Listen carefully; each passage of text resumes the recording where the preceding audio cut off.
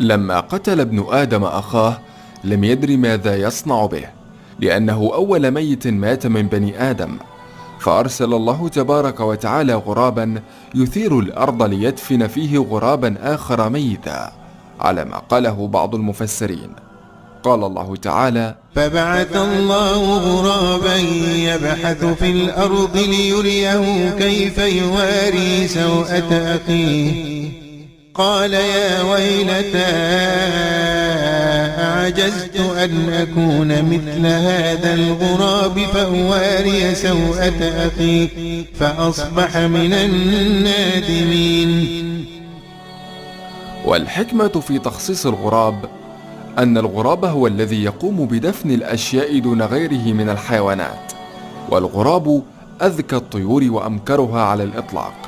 وقد خلقه الله تعالى مؤهلا لهذه المهمة،